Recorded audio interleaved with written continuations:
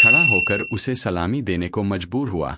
आइए जानते हैं उस दिन क्या हुआ और कौन था वह रहस्यमयी शख्स।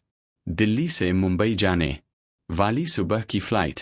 यात्री गणों के कोलाहल से विमान का केबिन गूंज रहा था। केबिन क्रू व्यस्तता के साथ हर किसी को अपनी सीट पर बिठाने में मदद कर रहे थे। इस आधुनिकता की भीड़ में अचानक एक बेमेल शख्सियत वाला व्यक्ति अंदर आया। उम्र लगभग 50 साल, गहरे रंग की त्वचा पर थकान की रेखाएं साफ दिख रही थी, बेतरतीब बाल और चेहरे पर गहरी उदासी उसे भीड़ में भी अकेला बना रही थी। उसने पुराना ब्लेजर पहना था जिसके नीचे की शर्ट का ऊपरी बटन खुला था। चेहरा शहरी लगता था, लेकिन उसकी सामाजिक स्थिति समझना मुश्किल था। वह हांफते हुए अपनी टिकट दिखाकर खिड़की वाली सीट नंबर 17 ढूंढकर बैठ गया। उसे देखकर बगल में बैठी एक आधुनिक महिला ने तिरस्कार भरी नजरों से नाक पर रुमाल रख लिया। उसकी आंखों का भाव कह रहा था, क्या यह शख्स वाकई इस फ्लाइट का यात्री है? एक एयर होस्टेस प्रिया दूर से उसे देख रही थी। संदेह भरी नजरों के साथ वह पास आई और बोली, क्षमा करें सर, क्या मैं आपका बोर्डिंग पास एक बार फिर देख सकती हूँ? वह शख्स शांतिपूर्वक मुस्कुराकर बोला, हाँ जरूर, लीजिए। एयर होस्टेस प्रिया ने बोर्डिंग पास लिया और संदिग्ध नजरों से उसके चेहरे की ओर देखा, फिर सिर हिलाकर वापस चली गई। वह शख्स बिना एक शब्द कहे खिड़की के बाहर बादलों की ओर देखने लगा। उसकी बगल में बैठा एक व्यक्ति जो अब और बर्दाश्त नहीं कर सका ने एयर होस्टेस को बुलाकर कहा, सुनिए, कृपया मेरी सीट बदल दीजिए। इस व्यक्ति से अजीब सी गंध आ रही है। इस तरह पूरी यात्रा करना मुमकिन नहीं। प्रिया ने असहाय भाव से कहा, सर मुझे बहुत खेद है, फ्लाइट पूरी तरह भरी हुई है, एक भी सीट खाली नहीं है, आपको आज थोड़ा एडजस्ट करना होगा। वह व्यक्ति चिढ़कर मुंह बनाते हुए वापस बैठ गया। वह शख्स विक्रम जैसे सब सुनकर भी अनसुना कर रहा था। उसकी नजर बाहर के आकाश पर टिकी थी।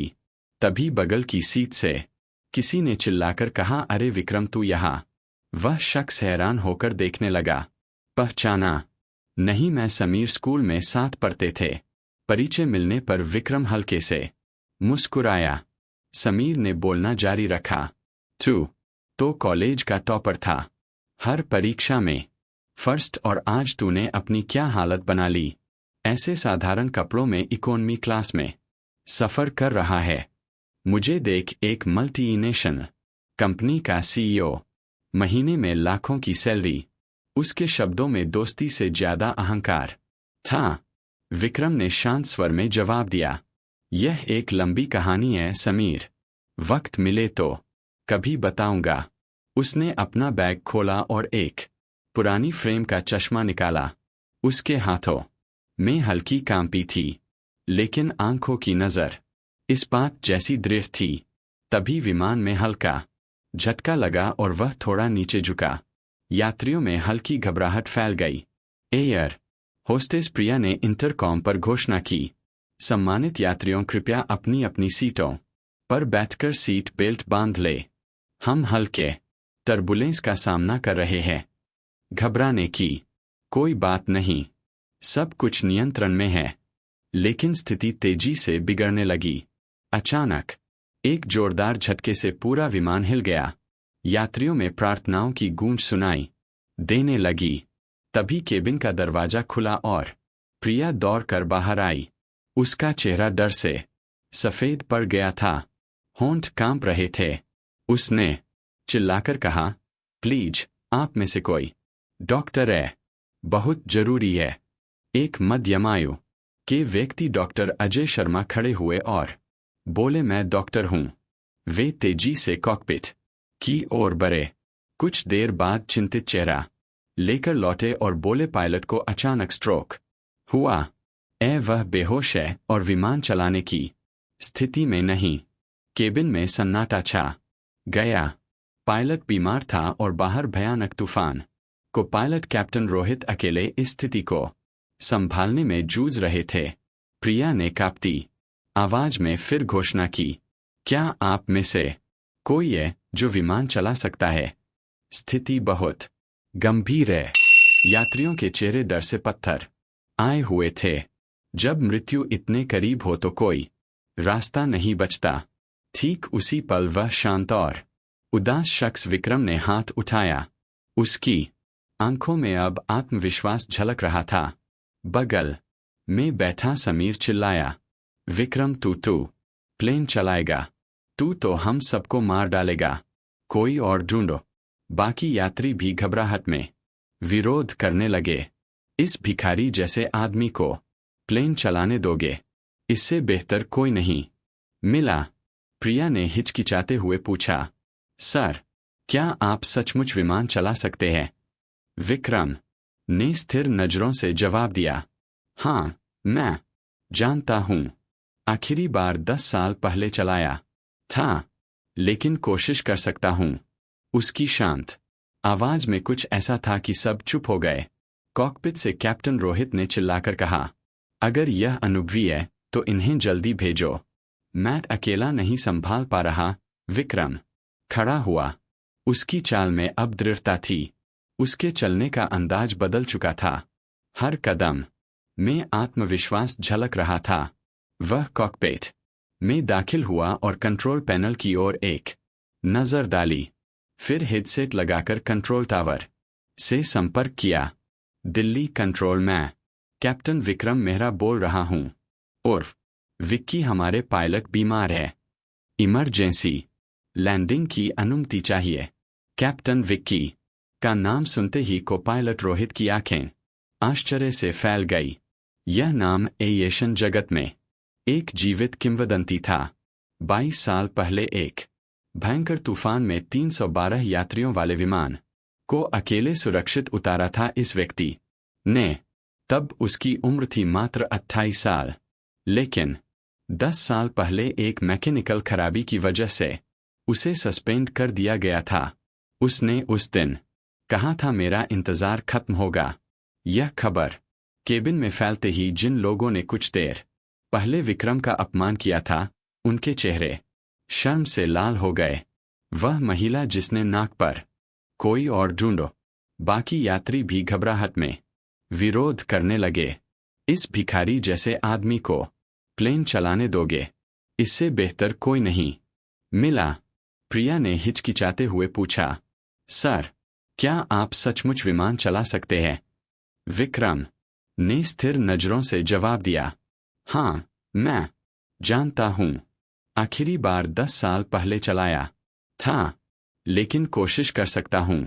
उसकी शांत आवाज में कुछ ऐसा था कि सब चुप हो गए।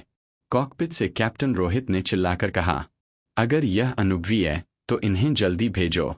मैट अकेला नहीं संभाल पा रहा। विक्रम खड़ा हुआ। उसकी चाल में अब दृढ़ता थी। उसके चलने का अंदाज बदल चुका था। हर कदम में आत्मविश्वास झलक रहा था। वह कॉकपिट में दाखिल हुआ और कंट्रोल पैनल की ओर एक नजर डाली। फिर हेडसेट लगाकर कंट्रोल टावर से संपर्क किया। दिल्ली कंट्रोल, मैं कैप्टन विक्रम मेहरा बोल रहा हूं। उर्फ विक्की, हमारे पायलट बीमार है। इमरजेंसी लैंडिंग की अनुमति चाहिए। कैप्टन विक्की का नाम सुनते ही को पायलट रोहित की आंखें आश्चर्य से फैल गई। यह नाम एविएशन जगत में एक जीवित किंवदंती था। 22 साल पहले एक भयंकर तूफान में 312 यात्रियों वाले विमान को अकेले सुरक्षित उतारा था इस व्यक्ति ने। तब उसकी उम्र थी मात्र 28 साल। लेकिन 10 साल पहले एक मैकेनिकल खराबी की वजह से उसे सस्पेंड कर दिया गया था। उसने उस दिन कहा था, मेरा इंतजार खत्म होगा। यह खबर केबिन में फैलते ही जिन लोगों ने कुछ देर पहले विक्रम का अपमान किया था, उनके चेहरे शर्म से लाल हो गए। वह महिला जिसने नाक पर रुमाल रखा था, सिर झुकाए बैठी थी। समीर का चेहरा फीका पड़ गया। बाहर तूफान अभी भी जारी था, लेकिन कॉकपिट में विक्रम के हाथ निपुणता से काम कर रहे थे। उसका हर निर्देश सटीक था। कुछ देर बाद बिना किसी झटके के विमान ने रनवे को छुआ। यात्रियों में राहत की सांस छूटी। लैंडिंग का तो पता ही नहीं चला। इन्होंने तो जादू कर दिया। जब विक्रम कॉकपिट से बाहर निकला, उसके चेहरे पर एक अजीब सी शांति थी। जिन यात्रियों ने उसे भिखारी समझा था, वे अपराध बोध में सिर झुकाए खड़े थे। समीर दौड़कर आया और बोला, भाई तू सचमुच विक्की है। आज भी तू टॉपर है। मैं तुझसे हार गया, विक्रम ने मुस्कुरा कर कहा। हार जीत की बात नहीं समीर, मैंने बस अपना आत्मविश्वास खो दिया था। आज वो वापस मिल गया। एक एयरलाइंस अधिकारी संजय भीर को चीरते हुए आगे आया और सिर झुकाकर बोला, सर, हमने आपका फ्लाइट परफॉर्मेंस लाइव ट्रैक किया। हमारा बोर्ड आपको वापस लेना चाहता है। विक्रम ने आकाश की ओर देखा और शांत स्वर में बोला, उन्होंने मेरी नौकरी छीन ली थी, लेकिन मेरा साहस नहीं छीन पाए। यह सुनकर बिना किसी निर्देश के विमान के सभी यात्री एक एक कर खड़े हो गए। तालियों और सम्मान से पूरा केबिन गूंज उठा। जो कुछ देर पहले तिरस्कार का पात्र था, वही आज आकाश का सच्चा नायक बन गया।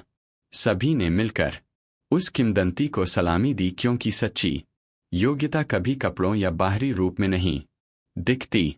दोस्तों, यह कहानी कैसी लगी जरूर बताइए, और आप कहां से देख रहे हैं कमेंट में जरूर लिखें। अगर कहानी पसंद आई तो लाइक, शेयर और राज मुर्मू चैनल को सब्सक्राइब करना ना भूलें। धन्यवाद।